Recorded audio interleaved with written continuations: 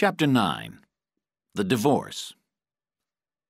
Sweeney and Grimshaw visited Patrick. They photographed him and took his fingerprints. Then the two men joined Cutter in his office, where an FBI fingerprint man was waiting for them.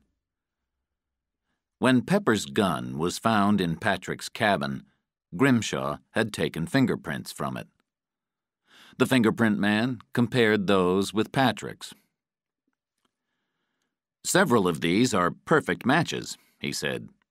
"The gun was covered with Lanigan's prints." Certainly good news, they thought. Patrick demanded a different room for all future meetings with his attorney, and Dr. Hayani quickly made the necessary arrangements. Patrick also requested a wheelchair.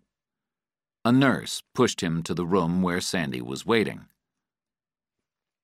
"Did you get the machine for finding bugs?" Patrick asked. "It'll be here in a few days. You should relax a little. You've lived in fear, always looking over your shoulder. But those days are over. They caught you. Relax." "They're still out there. They have me, but not the money. And the money's much more important. They won't rest until they have it. The people who lost their money have spent a fortune trying to find it." "How do you know? Who are they?" There was a long pause. "Sit down," Patrick said. Sandy removed the thick file Leah had given him 4 hours earlier, and Patrick recognized it immediately.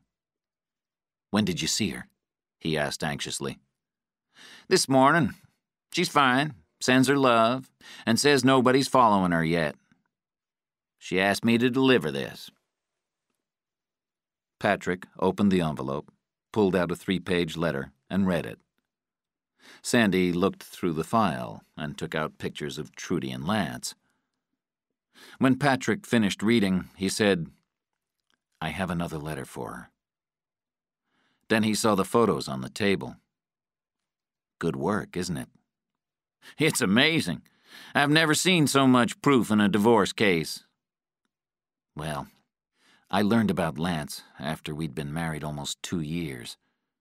Trudy was going to have a baby, so I said nothing. But a year later, I started gathering evidence. I wasn't sure when I'd need it, but I knew the marriage was over.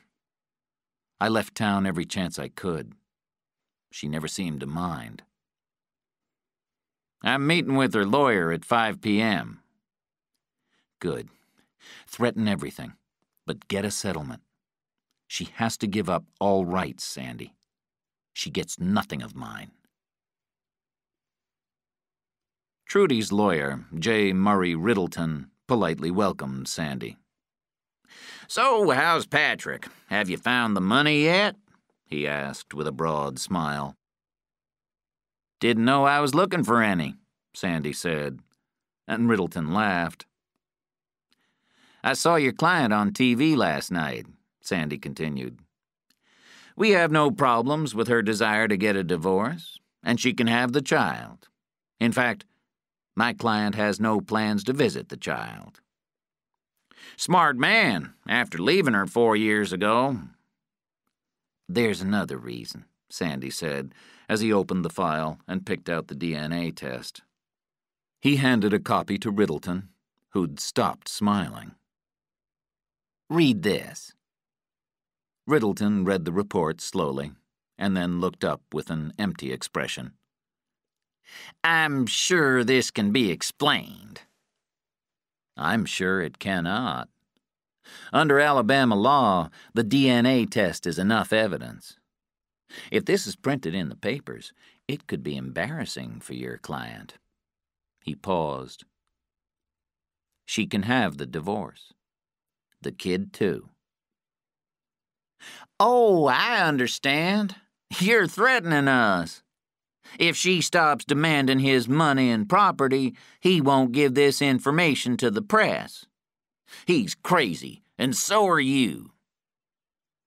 Sandy looked through the file and took out another report and 2 large photos of Lance and Trudy without clothes. These were taken by the pool at my client's home while he was in Dallas. Do you recognize these people? Riddleton was silent. There are more, Sandy promised. And I have 3 other reports from private detectives. Your client would surely be embarrassed if these were on the news. Riddleton breathed heavily. He knew he was defeated. What does he want? He wants her to stop talking, to get her divorce and go away, and to drop all future claims against him. Let me speak to her, Riddleton smiled sadly. Sandy left, and Riddleton went to see Trudy and Lance. He told them Patrick knew she'd had a lover. Trudy acted shocked. Do you deny it? Riddleton asked. Absolutely, she said. Of course, added Lance. The man's lying. Patrick hired investigators, Riddleton told them, handing them one of the reports. Trudy and Lance looked at each other. They'd been caught, but they weren't ashamed. Can these investigators talk in court? Lance asked. We're not going to court, Riddleton said. Why not? Trudy asked. Because of these. Riddleton put the photos in front of them. They were shocked. Trudy started to cry. He's not getting my daughter, she said. Relax, Riddleton said. He doesn't want the kid. He's not the father. They both thought about that while Riddleton got out a report. He had a DNA test done. He looked at Lance and added, Congratulations. Trudy was angry. So what do we do? It's simple. You give up your right to his money and property, and he gives you the divorce and the kid. But I'm going to lose everything, she said. Look what he's done to me. I got $2.5 million when he died, and now the insurance company wants to take it all back. Can I sue him for mental cruelty? No. Look, it's very simple. You get the divorce and the kid, and Patrick keeps whatever money is out there. And everything is private.